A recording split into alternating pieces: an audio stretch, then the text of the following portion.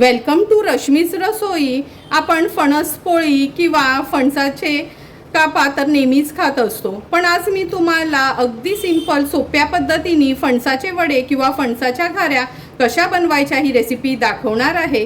त्यासाठी हा व्हिडिओ तुम्ही शेवटपर्यंत बघा आणि माझ्या चॅनलला लाईक, शेअर आणि सबस्क्राईब करा।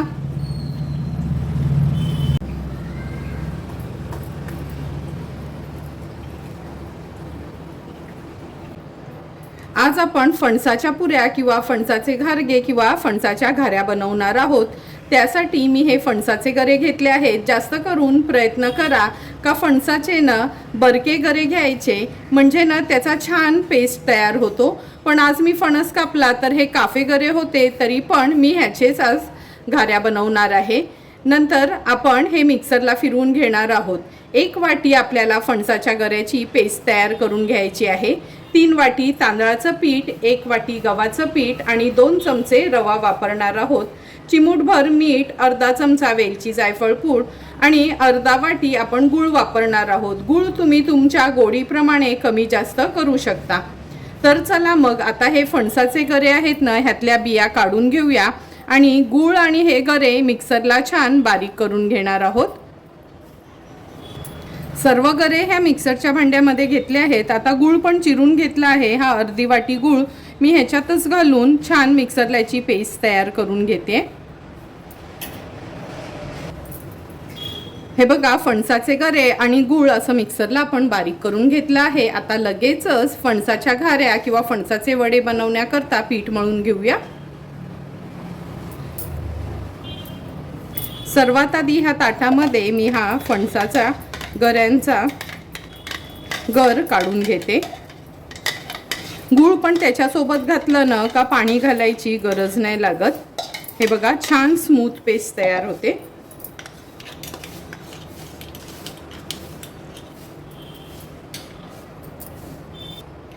ज्या वाटीने आपण फणसाच्या गऱ्यांचा गर मोजून घेतला होता त्याच मेजरिंग कपनी 3 वाटी आपण तांदळाचं पीठ घेणार आहोत।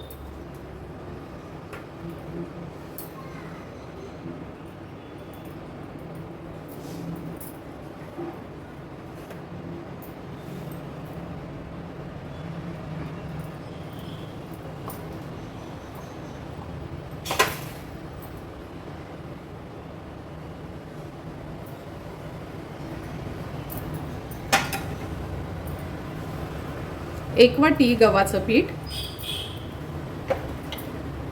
2 चमचे रवा घेते। रव्याने थोड्या खुसखुशीत होतात ह्या पुऱ्या किंवा वडे, म्हणून मी अगदी थोडा रवा घालते। चिमूटभर मीठ, अर्धा चमचा वेलची जायफळ पूड। आता व्यवस्थित हे पीठ आहे आपल्याला हे जे आपण फणसाचा गर आणि गुळाचं जे मिक्सचर तयार केलं आहे त्याच्यामध्येच घट्टसर पीठ मळून घ्यायचं आहे। खूप मऊ मळायचं नाही, पाण्याची गरज लागली तरच वापरायचं आहे, नाहीतर पाणी थोडाही न घालताच ह्या आपल्याला गऱ्याच्या ग्रेव्हीमध्येच हे पीठ मळून घ्यायचे।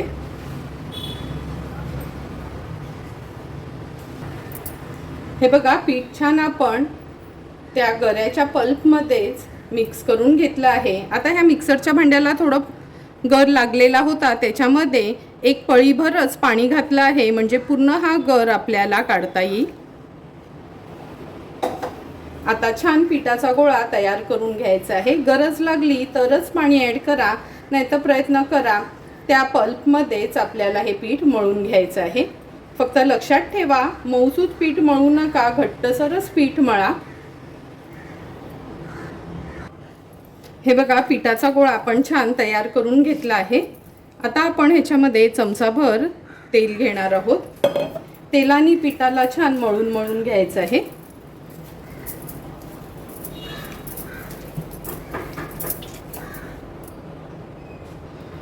हे बघा, पिठाला अशी छान शाईन आली आहे। आता लहान मोठे घाऱ्या आपल्याला जशा हव्यात किंवा वडे हवेत तसे आपण ह्याचे पेढे करून घेणार आहोत।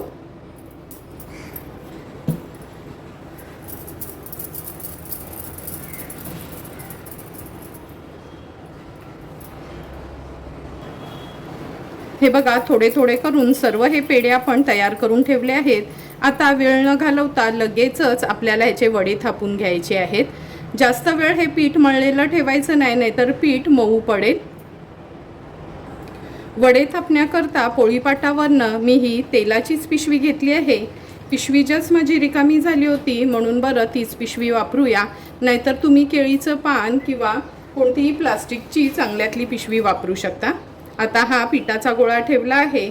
जसं आपण कोंबडी वडे थापतो ना, सेम त्याच पद्धतीने हे वडे आपल्याला थापून घ्यायचे आहेत. खूप जाड नाही आणि खूप पातळ नाही, अशा पद्धतीने हे वडे आपण थापून घेणार आहोत.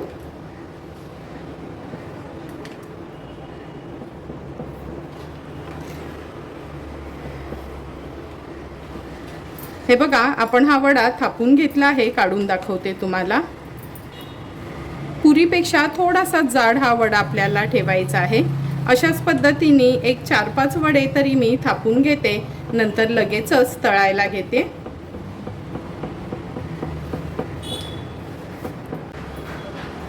हे बघा, 4 वडे आपण थापून घेतले आहेत. लगेचच आता तळायला घेऊया. हे बघा, तेल पण आपलं छान गरम झालं आहे. एकदम हाय फ्लेमवर तेल गरम करायचं नाही, लो टू मीडियम फ्लेमवरच तेल आपल्याला गरम करायचं आहे.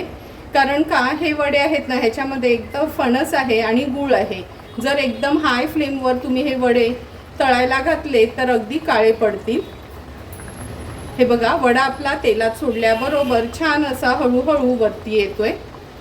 लगेचच हा वडा हलवायचा नाही, छान तेलात त्याला वर येऊ द्यायचा आहे. तुम्ही बघू शकता वडा छान आपला हा फुगला गेलाय, म्हणजे कसा छान टम्म फुगलाय. आता ह्या स्टेजला आपण हा वडा पलटून घेणार आहोत. मागच्या बाजूनी पण हे वडे आपण लो फ्लेमवरच व्यवस्थित तळून घेणार आहोत, म्हणजे आतपर्यंत वडा शिजला जाईल.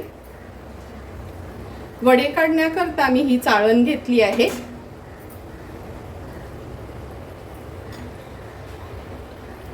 आणखीन मिनिटभर झाला आहे. हा वडा आपण काढून घेऊया आणि तोपर्यंत साईडला दुसरा वडा सोडणार आहोत. जेव्हा पण वडा आपण तेलात ना काढतो ना, लगेचच चाळणीत वगैरे ठेवायचा नाही, असं तेल निथळून घ्यायचं आहे. जोपर्यंत आपण दुसरा वडा तेलात सोडलाय तो वर छान येऊन टम्म फुगत नाही, तोपर्यंत हा वडा असा छान निथळून घ्यायचा आहे आपल्याला.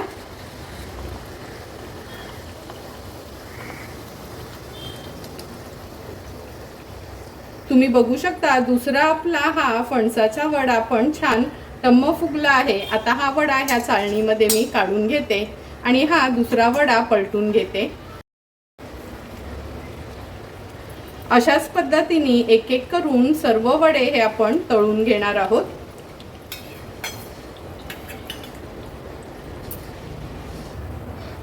तुम्ही बघू शकता एक एक करून सर्व आपले हे फणसाचे घाऱ्या किंवा फणसाचे वडे तयार झाले आहेत. सर्व वडे छान असे टम्म फुगले गेलेले.